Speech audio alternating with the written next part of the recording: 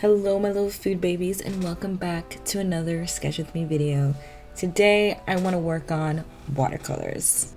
So recently Paul Rubens released a new updated set of watercolors, a new 24 pack, and even though I have the previous set, I did notice that the colors were a little bit different, and because I'm obsessed with buying watercolors and a bit of a hoarder, I totally went ahead and bought a new set just so I could try it out.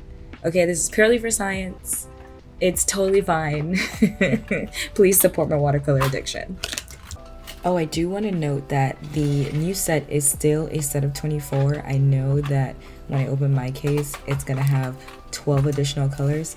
That's only because I added my A Gallo watercolor set to this tin also, because I'm tired of having so many different tins. And also the A Gallo set wasn't made with mixing in mind, so it's not great as a complete palette. It was just oh, these colors are pretty when I purchased them. So being the good little artist that I am doing my swatches first and foremost, just to make sure I know what colors I have in my palette. I am avoiding using the A Gallo watercolors in my swatches because I'm primarily comparing and contrasting to the previous one, so I just wanted to see what I'm working with here.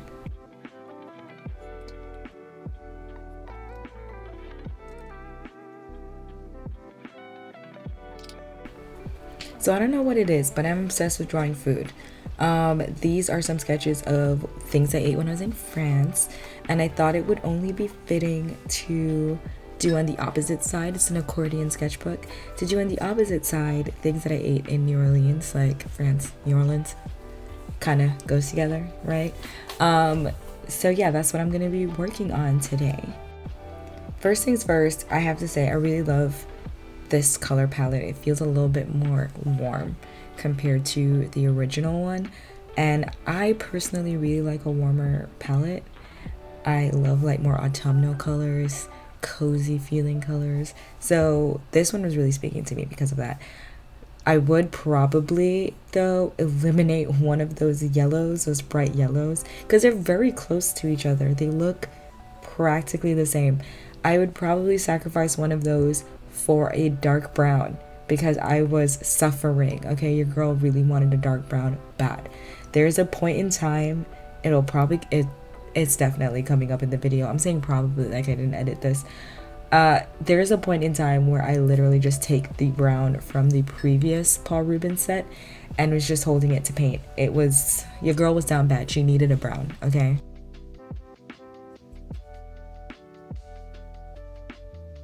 I feel like anyone who's ever used Paul Rubens before kind of knows the deal with these paints.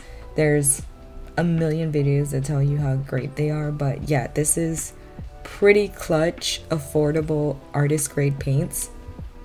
They go on really smooth. I like the way they look.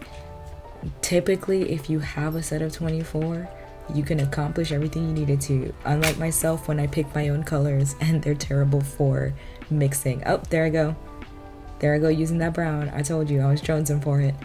But yeah, when I pick my own color palettes, I tend to go for ooh pretty, and it's not great for mixing. This palette is pretty clutch. It covers all the warm and cool tones that you need, even though it's a fairly warm palette.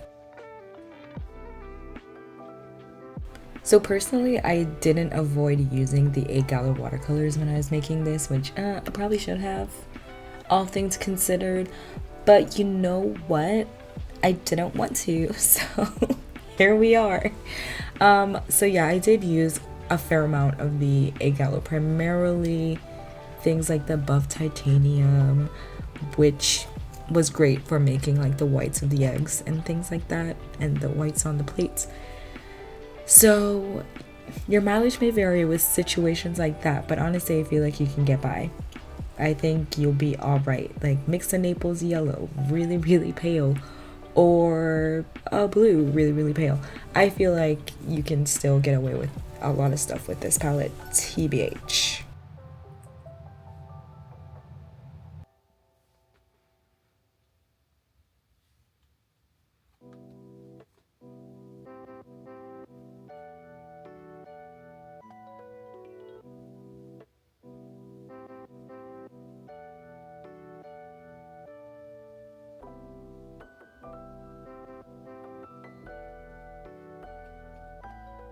So now we're on day 2 actually of painting, and I decided to fill my own little tin. What do you call that? Little paint cup? Pan. That's what it's called. I decided to fill my own paint pan with Daniel Smith Burnt Umber because I really just wanted to have a dark brown. I feel like for me, that was the biggest drawback of this palette. I just needed one solid dark brown. I had a reddish brown, I had a Venetian red, I just really needed a dark brown. And sure, you can mix it, but I just feel like life's a lot easier if I just had that color. You know what I mean? Personally, I'm really into this watercolor set. I like it slightly more than the previous version. I honestly don't think you can go wrong with either one, but the only reason why this one has a slight edge is because I like the warm colors. The only thing, not to wax poetic about this brown, that's the only thing that I have a problem with. If it had a dark brown, this would probably be my new favorite set. But now I added a dark brown, so maybe it is my new favorite set. I don't know. But yeah, it's a solid, my first artist grade set of watercolors, to be honest with you. Like, you can't go wrong with it. 10 out of 10. I'm gonna give it to her. 9.5 out of 10. I'm docking points for the dark brown. So now I'm kind of just wrapping up my sketchbook spread. I decided to use pen and ink to, I don't know, finish everything off. I don't know how I feel about how the pen and ink came out. Y'all let me know how you feel about it.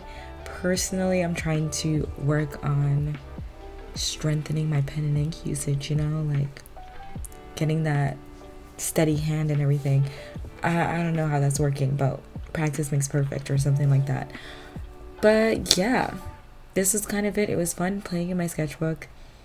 And it was fun painting food. I don't know if you guys have an obsession with like illustrated food like I do, but I want to make something that's, you look at it and you're like, oh, that looks delicious. You know what I mean? Like when you watch a Miyazaki film and you see the foods in that, you're like, wow, my mouth is watering. That is the goal. That is the dream. We're working on it.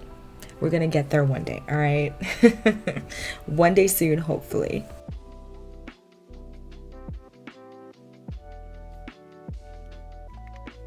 And with that brings us pretty much to the end of this video.